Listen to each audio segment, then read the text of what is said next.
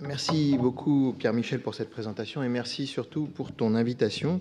Donc tu as choisi un plan régressif et donc on finit par l'époque la plus ancienne. Alors j'espère arriver à susciter tout de même votre intérêt dans la demi-heure qui vient, en partant finalement du problème tel qu'il a été travaillé pendant une grande partie de la journée, c'est-à-dire du problème dans sa conception contemporaine. Et mon point de départ, c'est en 1954, les Annales de l'École normale supérieure de Pise, en Italie, qui publient le texte d'une conférence de l'historien d'art suisse Joseph Gantner, qui est intitulée « Il problema del non finito in Leonardo, Michelangelo et Rodin ». Et Gantner, qui est en fait un héritier de la tradition bâloise qui avait débuté avec Jacob Burckhardt, qui est un élève de Wölfflin, revient dans cette conférence sur une controverse qui venait de l'opposer à Benedetto Croce à propos de la catégorie du non finito. Et justement, dans une conférence antérieure, Gantner avait proposé de distinguer les œuvres achevées, finite, et les œuvres inachevées, non finite, à partir d'une conception matérielle du travail artistique. Or, Croce avait répondu dans les Quaderni della Critica, le petit extrait que vous avez, qu'il n'est pas vrai que l'inachevé, le non finito, existe. Si les œuvres dont on parle charment l'imagination et produisent un plaisir esthétique, elles sont achevées et parfaites, finite et perfette. Dans la perspective de Croce, vous le voyez, l'achèvement est d'ordre esthétique et non historique, selon les termes de Gantner, qui, lui, défend la possibilité d'une distinction entre achèvement au sens esthétique, la perfection, et achèvement au sens historique, le fait que l'œuvre soit arrivée au terme de son processus créatif du point de vue matériel. Pour rendre compte de cette distinction, Gantner propose une reconstruction historique. Il est lui-même l'auteur d'un livre consacré à Rodin et Michel-Ange, et il remonte de l'art du XIXe siècle vers le XVIe siècle et élargit dans sa conférence la perspective de Michel-Ange vers Léonard de Vinci pour parvenir à décrire l'origine intellectuelle du concept de non finito, qui est ainsi replacé au cœur de l'art italien renaissant. Cette situation historiographique est essentielle pour notre propos parce qu'il nous faut aujourd'hui aussi travailler en remontant le fil de cette histoire depuis les coordonnées du débat historico-esthétique au milieu du XXe siècle vers l'Italie des années 1500, en ne cherchant pas seulement à comprendre les origines intellectuelles du concept de non finito, mais en confrontant ce dernier à un univers de pratiques sociales qui permettent d'en éclairer la genèse.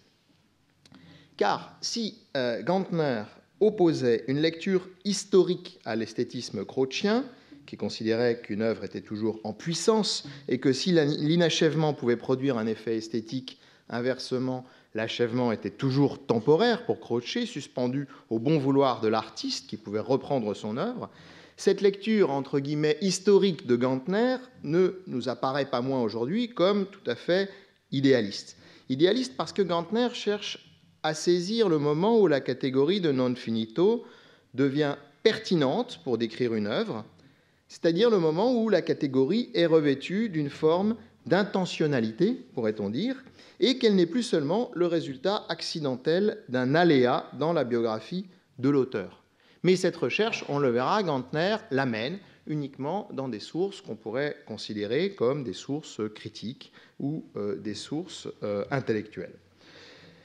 L'analyse de Gantner ramène à la figure de Michel-Ange qui domine la bibliographie sur le non finito, mais il apparaît clairement que cette position dominante, qui est liée aux fameuses sculptures inachevées de Michel-Ange, est le résultat d'une construction historique rétrospective, une construction, on le sait, du XIXe siècle, bien plus que de la Renaissance.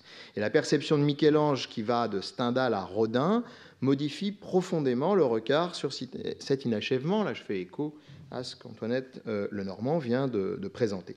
Et cette perception du non finito, qui donne une sorte de lecture positive, une sorte de lecture créatrice, où le non finito évoquerait la puissance artistique qui serait toujours en acte, est effectivement une lecture extrêmement décalée par rapport à la Renaissance. Et vous pouvez consulter sur ce point les travaux de Sara Vitaka, une thèse soutenue l'année dernière sur la réception de Michel-Ange au XIXe siècle, et puis un article sur le récit de l'inachèvement, la réception du non finito de Michel-Ange à la fin du XIXe siècle.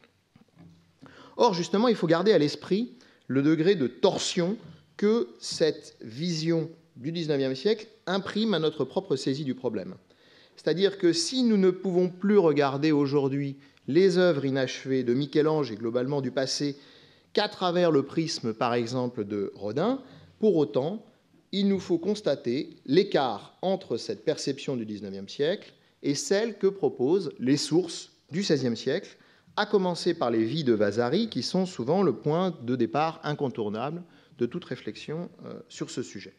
Alors si par exemple on observe la très longue vie de Michel-Ange, qui est le point d'orgue en fait des Vitae de Vasari, on voit que la question du non finito n'y est pas vraiment thématisée, contrairement à ce qu'on pourrait imaginer, et c'est même plutôt l'inverse, c'est lorsque le terme de finito apparaît qu'il y a une valorisation par Vasari. Par exemple, une Madone de très grande qualité, réalisée pour le Florentin Agnolo Doni, est considérée par Vasari parmi les rares tableaux de Michel-Ange conservés, comme, dit-il, la più finita et la più bella che si trovi. Donc, on voit bien ici l'occurrence du terme de finition dans ce contexte positif. L'achèvement, pour lui, est clairement esthétique, au sens le plus fort, mais il est aussi mécanique, parce que la phrase qui suit immédiatement cette phrase, la più finita, la più bella, reprend en disant finita che la fu, c'est-à-dire une fois achevée. Et en fait, à 3 mots d'écart, on voit à la fois le terme finita employé pour désigner la beauté esthétique et le terme employé pour désigner la finition temporelle, son achèvement et le fait qu'il passe à l'œuvre suivante. On voit bien que pour Vasari, l'achèvement est une valeur essentielle, aussi bien dans sa conception du travail que dans sa conception de la beauté. Et quelques pages plus loin, lorsque Vasari parle du Moïse de Michel-Ange et de sa perfection, il recourt au même vocabulaire. Il dit du Moïse que l'œuvre est le Moïse est talmente finito, c'est-à-dire tellement achevé au sens tellement accompli, tellement réussi. En fait, dans la vie de Michel-Ange par Vasari, il y a une seule expression un peu équivoque, un peu dissonante. Dans la version de 1550, puisque vous ne savez pas que Vasari en fait a écrit ses Vitae en 2 fois, une grande édition de 1550 et un remaniement de 1568, qui est un remaniement plus ou moins approfondi selon les biographies. Dans la version de 1550 de la vie de Michel-Ange, Vasari fait de Michel-Ange le point d'arrivée de la tradition florentine, en disant que Florence avait déjà montré la grandeur de son art par Cimabue, Giotto, Donatello, Brunelleschi, Léonard, de telle sorte, dit toujours Vasari, qu'on ne pouvait pas ne pas croire qu'avec le temps ne surgisse un esprit ou un génie, là il dit ingegno, qui nous montrerait avec perfection l'infinité de la fin, l'infinito della fine.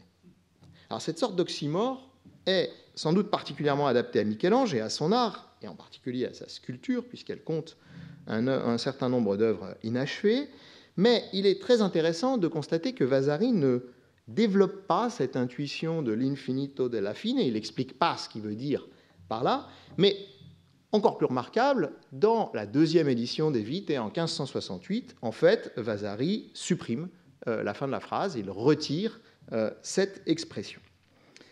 Alors on peut voir là le signe d'une attention au problème, c'est-à-dire que le non finito, même s'il a été valorisé par le XIXe siècle et ses suites, n'est pas tout à fait une invention contemporaine. Il se dessine à l'horizon du texte vasarien, mais il se dessine davantage comme un problème ouvert que comme une esthétique, et je pense qu'il y a peut-être là l'explication de la rature de Vasari.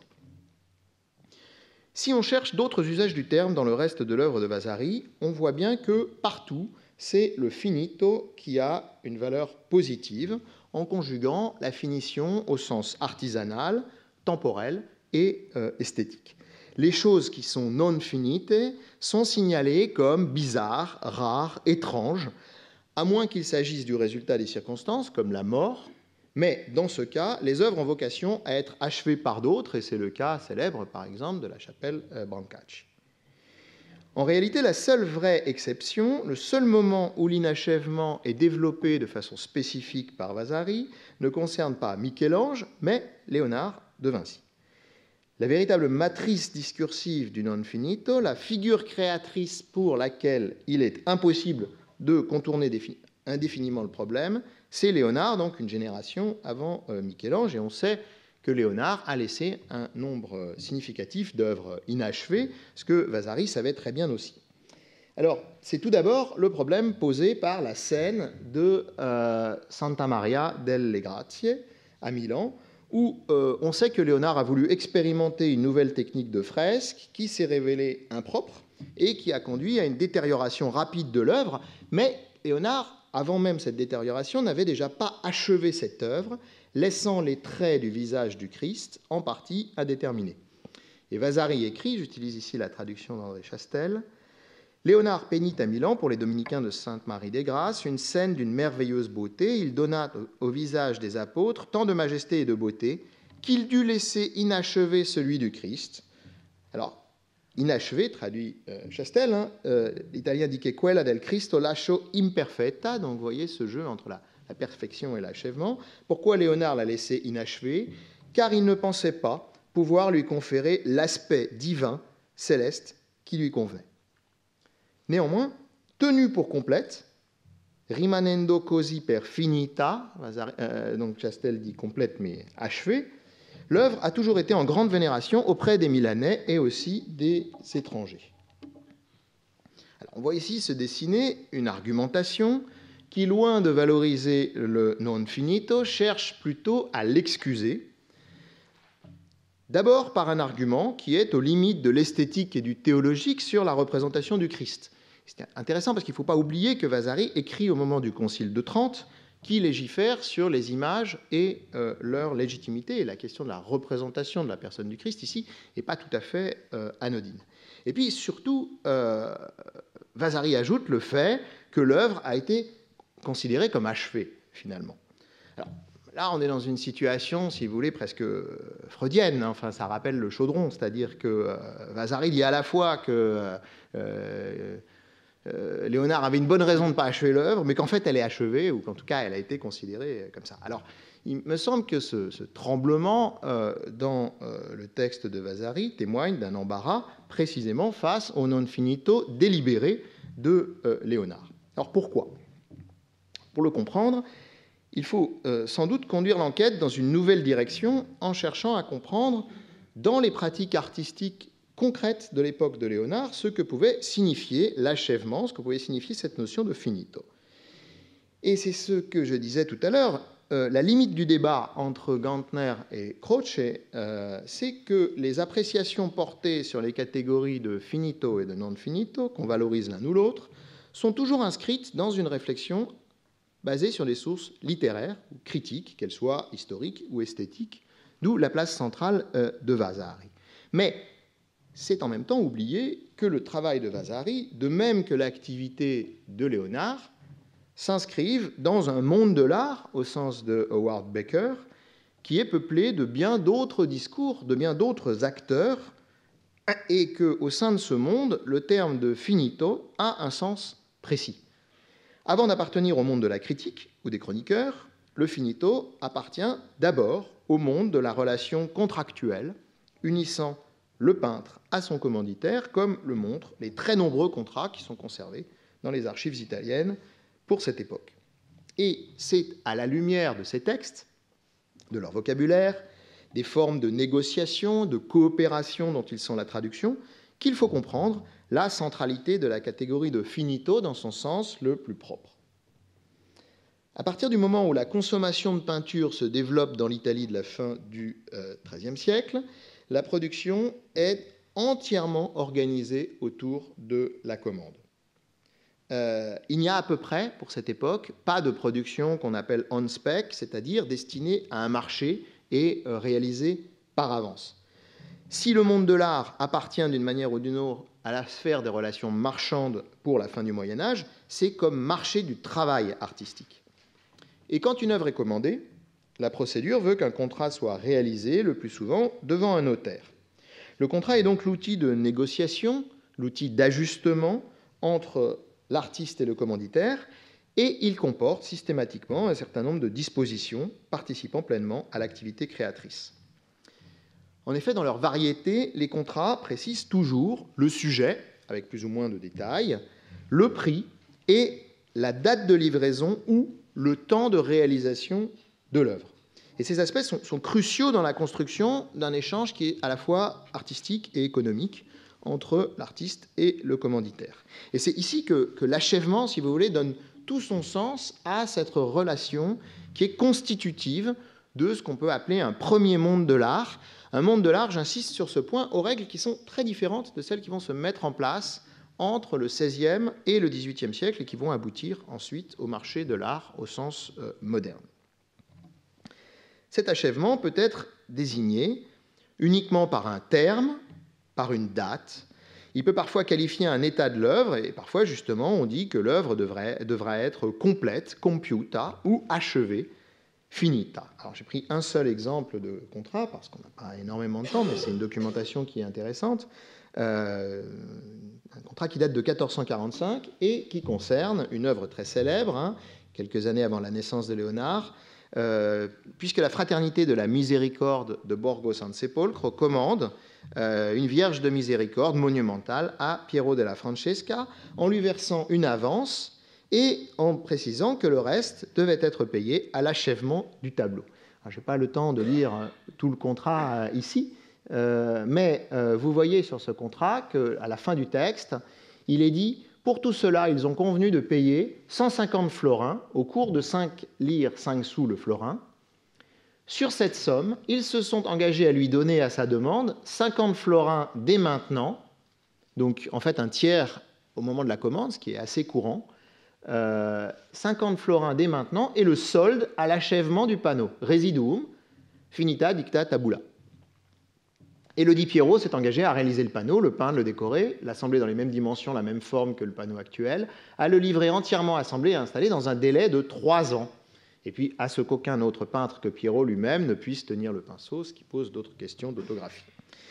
Donc, vous voyez que la question de la finition, du finito, a un sens très concret et que ce terme est en usage depuis la fin du XIIIe, début du XIVe siècle, jusqu'au courant du XVIe et du XVIIe siècle, dans des contrats au caractère très répétitif, qui sont parfois d'ailleurs assortis de sanctions, ce qui rappelle aussi que ce n'est pas parce qu'il y a des délais qu'ils étaient toujours respectés. L'industrie de la peinture, c'est comme l'industrie du bâtiment, si vous voulez, c'est-à-dire que c'est toujours une gestion du retard, et malheureusement, on a peu de traces de contentieux, mais de temps en temps, on arrive à en saisir.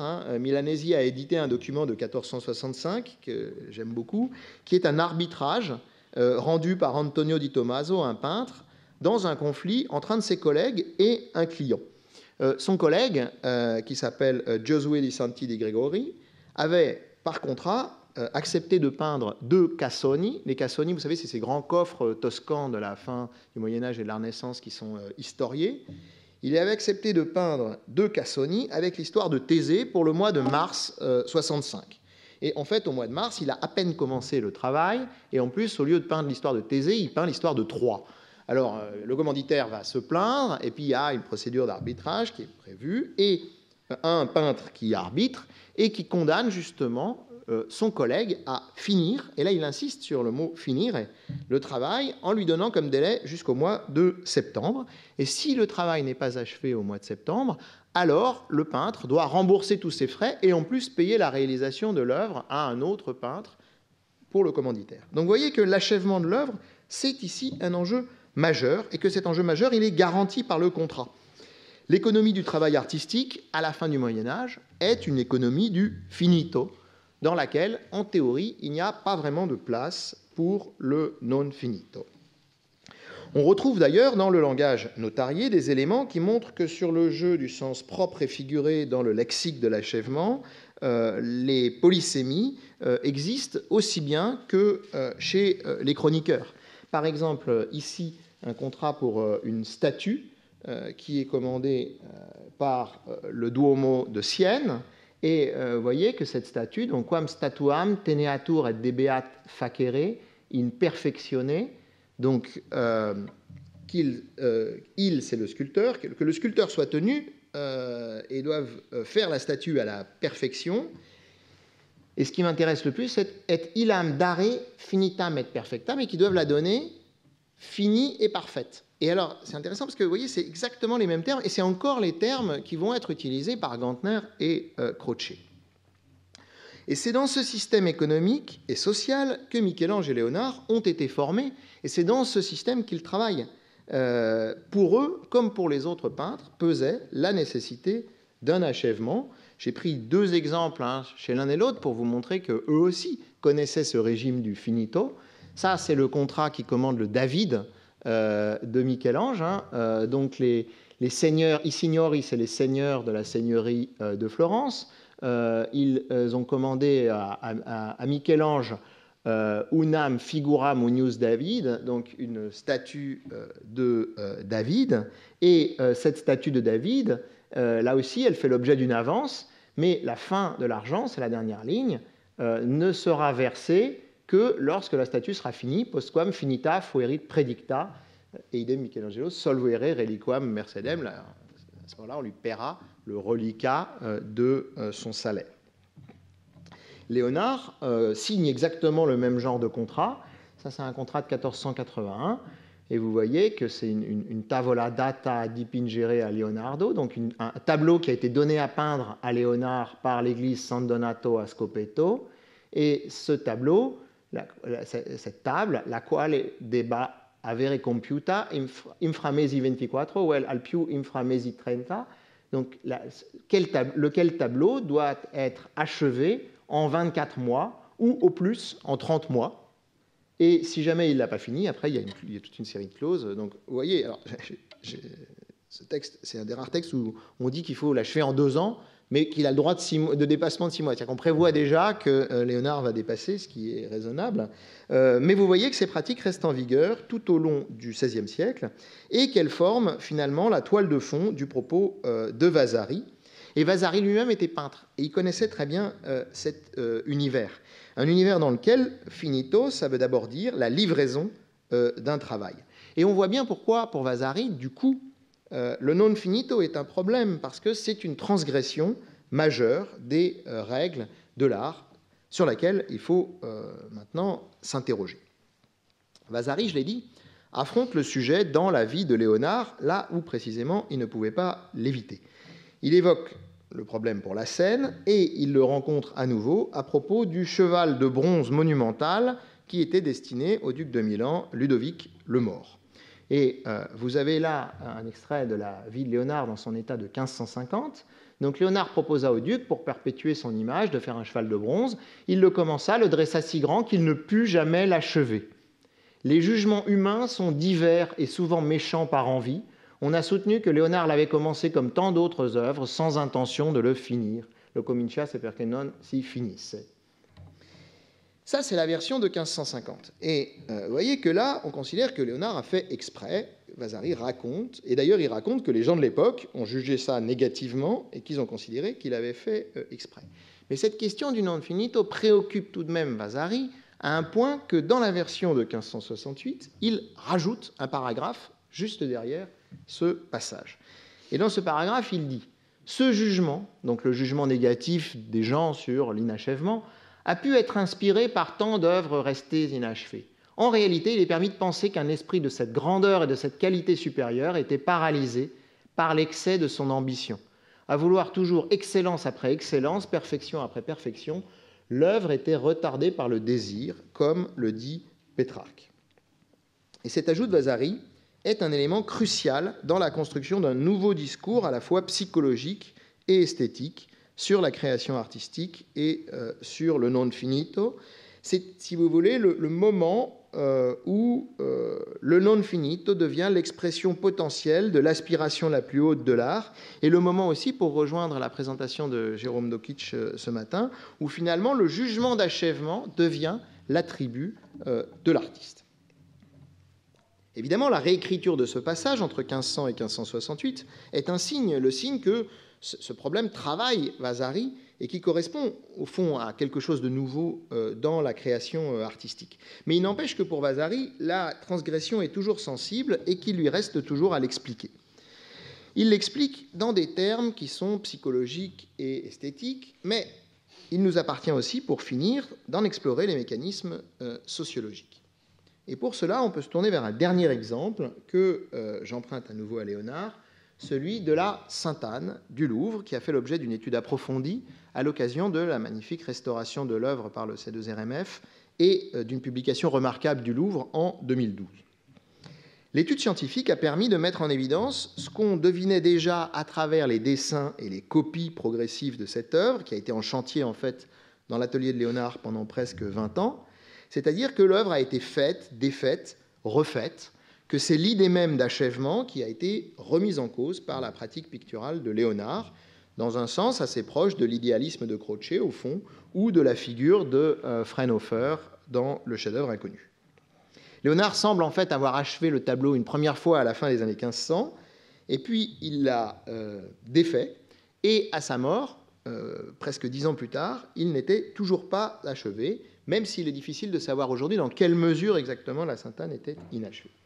Et il faut citer un témoignage extraordinaire, l'épigramme de l'humaniste et diplomate grec Janus Laskaris à propos de la Sainte-Anne en 1527, donc 8 ans après la mort de Léonard. Et Laskaris écrit, en parlant à la Sainte-Anne, « Afin que des anciens en ta perfection tu ne vainques les célèbres tableaux, le grand Vinci, ton peintre, Anne s'en est allé.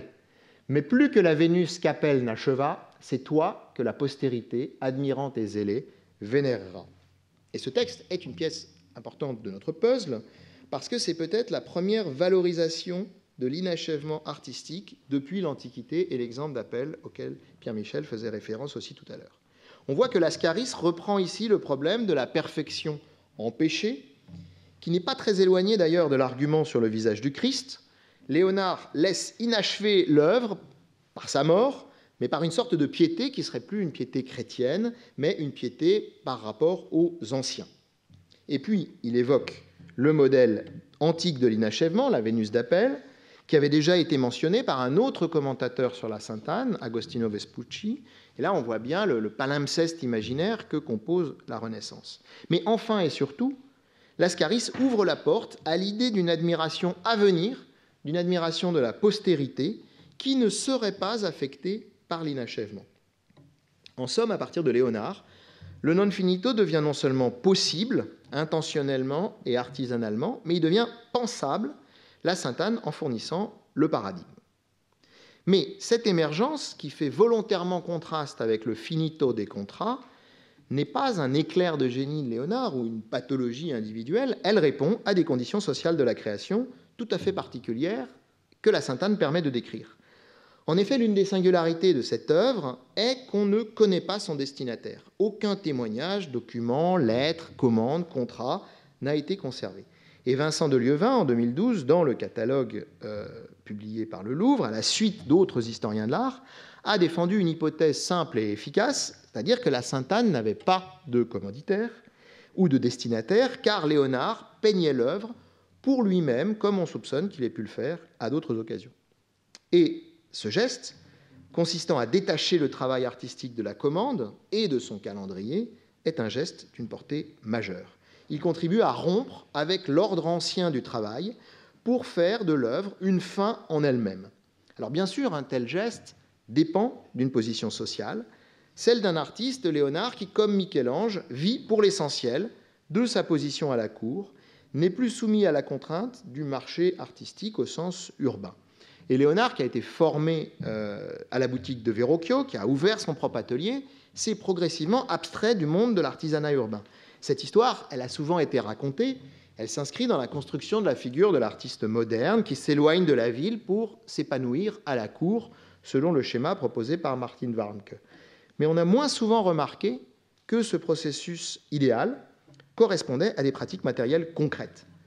Le non finito n'est possible, matériellement et esthétiquement, que dans un régime de production artistique où l'objet d'art peut exister pour lui-même et n'est pas toujours vendu à l'avance.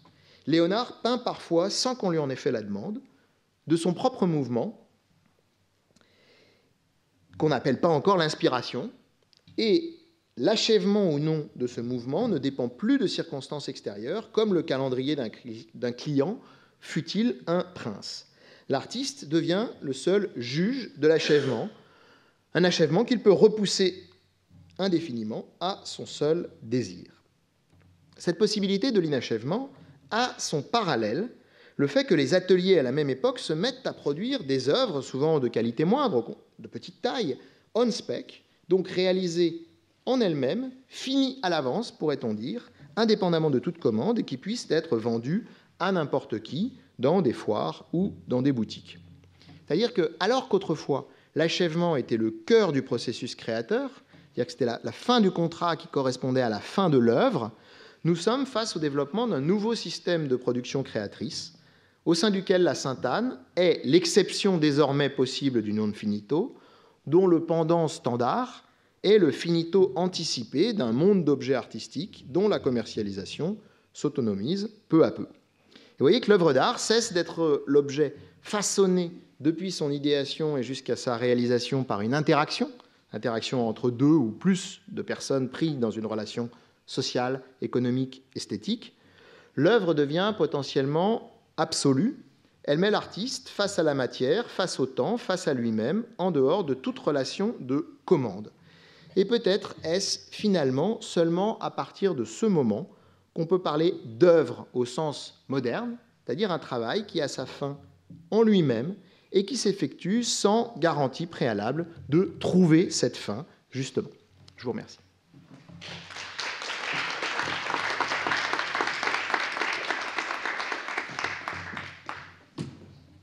Bien, merci beaucoup Étienne. Et voilà, nos régimes de création sont arrivés, chic, et même la sociologie. Voilà, c'est très bien. Merci. Un historien qui couvre beaucoup de domaines et de savoirs. Oui, juste un commentaire. Il se fait tard, donc on ne va pas trop prolonger. La discussion, évidemment, va avoir lieu. Et moi, je livrerai une brève conclusion. Mais j'avais gardé en mémoire le fameux texte de Chastel, l'hybride, le fragmentaire inachevé, je crois. Et donc, j'avais saisi évidemment le lièvre de l'inachevé ou du non finito à la Renaissance. Et tu as dit quelque chose qui est... Évidemment, il y a deux points essentiels. C'est d'une part la cour et le système de production de la ville. Et l'autre qui lui est relié, c'est qu'à la cour, les gens peuvent acquérir, ou du moins sont recrutés et vivent avec une réputation qui est d'ailleurs qui déborde de la seule cour, qui est internationale. Et donc, en fait, c'est une idée qui n'est pas facile à tester, mais qu'on voit à travers l'analyse de cas. Pour relier l'analyse de cas à des régimes de création, c'est l'idée que, au fond, des grands artistes qui peuvent devenir des modèles, comme disait Kant, un génie, c'est quelqu'un qui ne copie personne, mais qui en outre est donné en exemple pour être un modèle, mais pas à imiter, simplement pour s'inspirer de son exemple pour faire des choses. Un grand artiste peut bousculer intégralement le cadre dans lequel il commence, où il est pris, pour le subvertir d'une certaine manière. Et donc ces valeurs de fini, non fini, sont indexées sur la réussite de certains, surtout quand, comme Léonard de Vinci, ce sont des hommes de science. Et je me souviens du magnifique texte de Cassirer sur Vinci qui le décrit exactement dans cette position. C'est-à-dire quelqu'un, si vous faites des choses arbitraires comme ne pas finir quelque chose, pour que ça ne soit pas considéré comme une manifestation d'impuissance et de défectivité, il faut évidemment qu'il y ait derrière une réserve de puissance créatrice et de savoir considérable, et qui permet de faire pivoter évidemment l'évaluation. Et ça, c'est un point essentiel, parce que les régimes de création bougent aussi à travers la réussite de certains, et pas simplement à travers des mouvements de foule, de grands ensembles comme ça, qui font basculer un régime d'un système. Non, c'est aussi parce que effectivement des personnalités arrivent à transformer la chose. Et les deux exemples majeurs que tu as donnés, évidemment, vont dans ce sens-là. Mais je voulais juste... rebondir aussi sur le côté on-spec. Je me souviens de ce vocabulaire qu'utilisait beaucoup le très regretté Jean-Michel Montias, qui a fait des travaux absolument sensationnels sur la peinture hollandaise. Et là, le système était presque à l'envers, c'est-à-dire que le on-spec, on pouvait dire, vous le voulez plus ou moins fini, c'était presque une variable de quelle quantité d'effort je vais mettre et je vais tarifer mon tableau que je livre sur le marché hollandais de l'époque. Et si on voulait aller vers des œuvres beaucoup plus sophistiquées, il fallait les commander. Vermeer travaillait à la commande, et Vermeer, comme dit le vocabulaire, c'était un fine thriller, c'est-à-dire quelqu'un qui faisait de la peinture fine et qui donc mettait beaucoup plus de temps et de travail pour achever quelque chose. Et là, c'était à la commande. Donc voilà, on joue sur ces variables-là de manière assez sophistiquée dans des contextes qui évoluent. Mais c'est vrai qu'il y a une économie du travail qui est derrière tout ça. Et une économie de la réputation et de ce qui fait exploser les cadres classiques. Ce sont plutôt des commentaires que des questions, mais voilà. Je vais tout de suite donner la parole à qui veut la prendre.